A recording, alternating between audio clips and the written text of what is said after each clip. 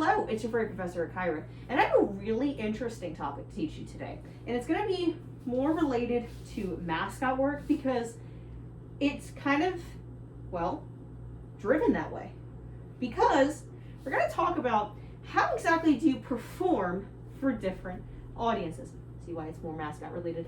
So, as a mascot, you are going to encounter many different types of people at many different events.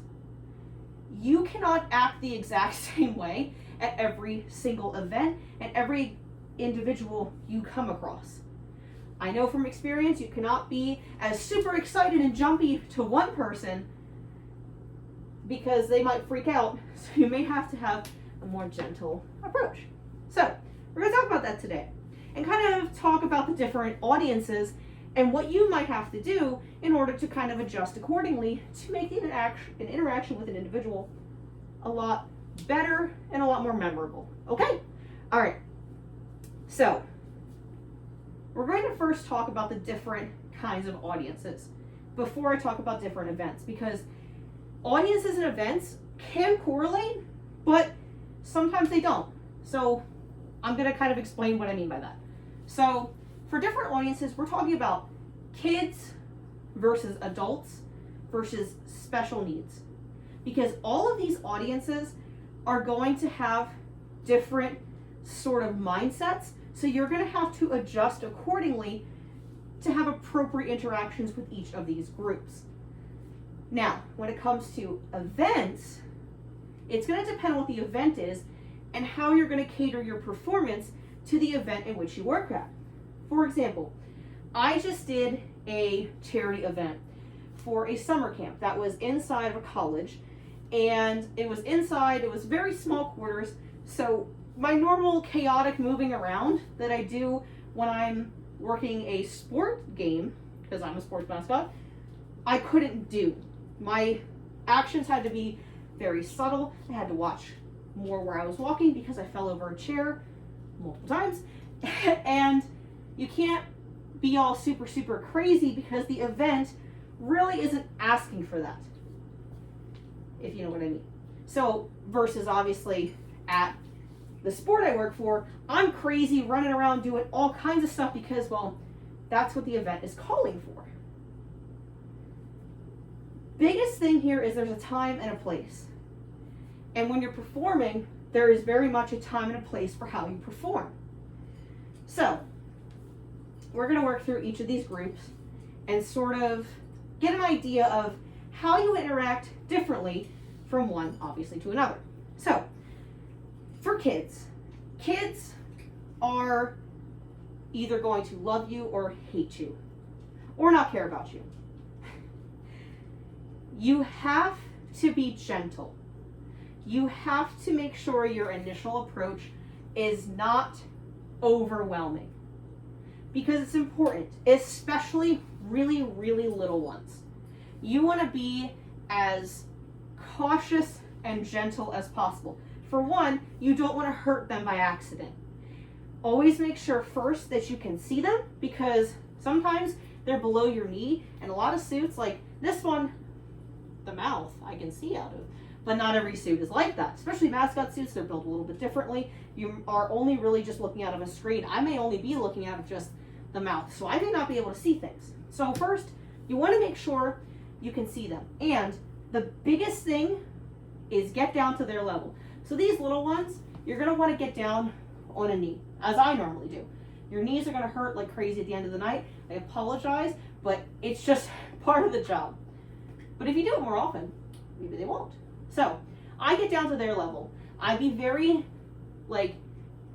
confrontational, but not in a bad way. Just very, we're having a conversation with this little one.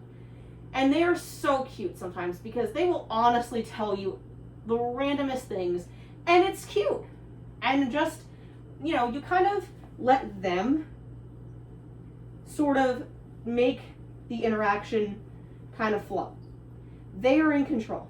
So, say you're down on your knee like this and they're talking to you, you kind of nod your head. You kind of make it look like, yep, you're listening to them. Sometimes they're just saying babbles. Just agree with them. They're always right. And you kind of do that. Now, that's some of them, or they're very timid and they come up to you very slowly. don't move. Stay still. Let them approach you. Let them touch your hands. Let them kind of feel the suit. And don't try to like move too quickly because you're going to freak them out. And you might hurt them. I've accidentally hit so many kids in my time. The particular mascot that I am has very dangerous whiskers. So that's been an eye poker too. And the kids have been so sweet with it. But you kind of let them kind of engage. And when they're done, you don't push further. When they walk away, you wave to them, you get back up, your knee cracks a few times like mine do, and then you move on and interact with other people. Now, typically, yes, you're going to want to be gentle. Sometimes there'll be kids and they're jumping, they're having a good time. If they're already starting in that way, do it with them. Interact the same way, and they love it. Now, kids, kind of, you have to just be very, like, the biggest thing is just being gentle and just being very cautious. Adults you can have some pretty fun interactions with. And adults, you can be more wild and crazy because they're adults. My favorite thing is interacting with people that are much taller than me because, like, I'm 5'3", so I'm a very small individual and a very short mascot. And I think the most fun thing with adults that are taller than me is they'll put their hand up for a high five, and I'm like, all right, let's go. Like, we're gonna get up there, and I'm gonna like jump, and I'm gonna give them a high five, and it's really a good time. Adults can be some of the coolest interactions because, especially if they're parents, with kids, because the kids get interacted with, but then like when they get interacted with too, you can kind of see the smile on their face, and it is really nice. Adults you can be very wild and crazy with.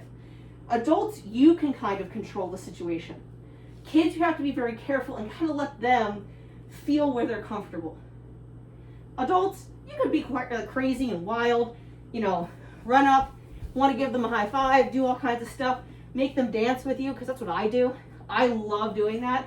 When I'm like waiting somewhere and there's music, and like I'll just be like, I idle, because when I'm mascot, I can't stand and not move. I start sweating unbelievably. So if I'm still moving, like, I tend to kind of like sway a little bit, so my tail wags when I'm mascotting.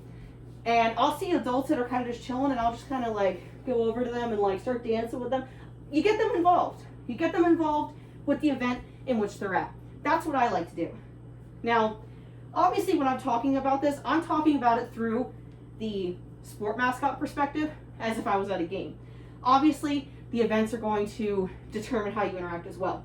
Now, events though, you can kind of do all these same things, but I'm just kind of like breaking down the audiences here. So, kids, more gentle. Adults, you can be a little crazy, a little wild with them, have a little bit of fun.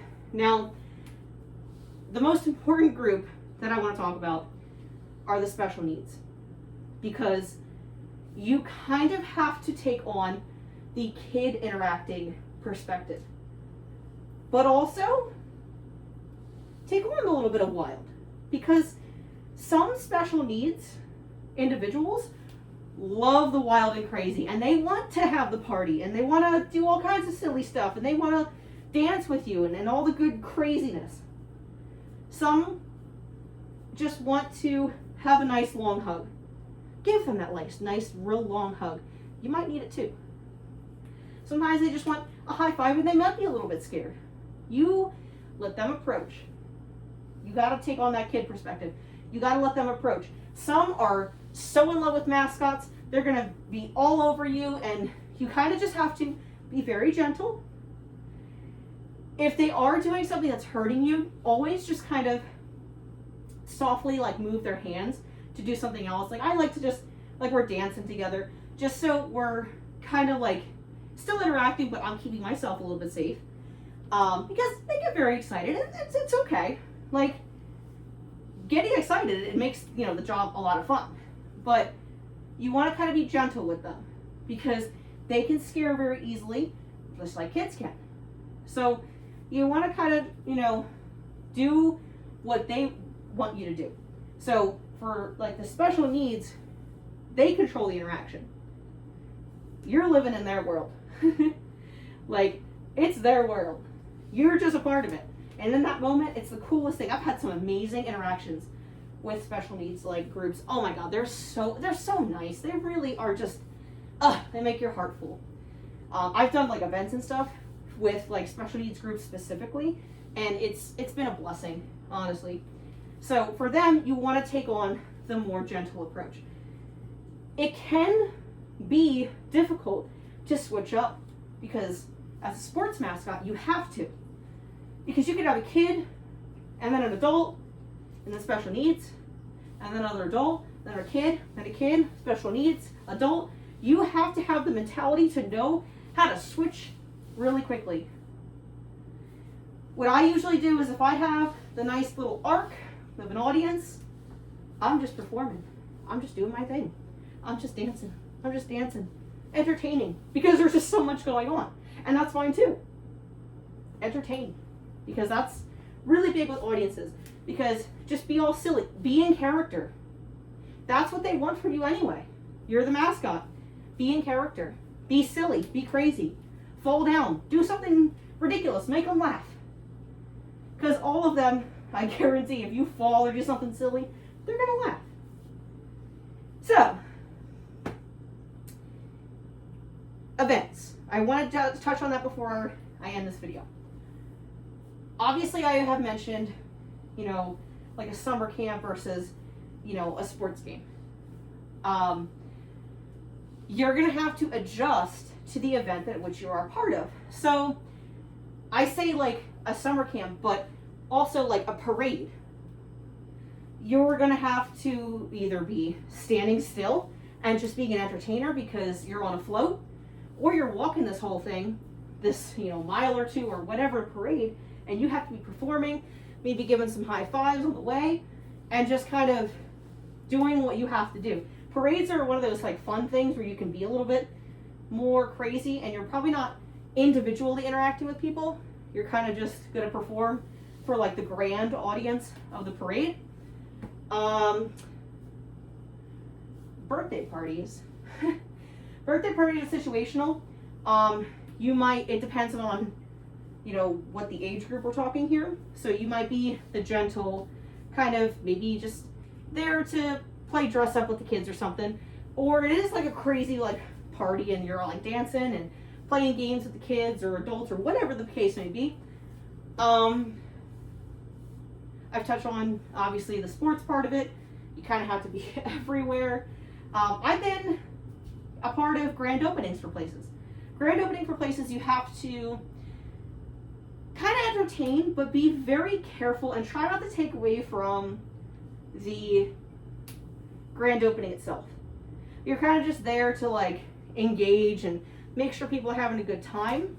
So you're kind of just doing your thing and let everyone else kind of do theirs.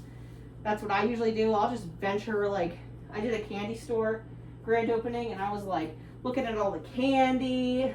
I was like pretending to steal stuff. I wasn't actually stealing, like silly little things like that, So where you're gonna go is very important. And if you are going to an event, it doesn't hurt to ask the event organizer, hey, like, what are you looking for exactly?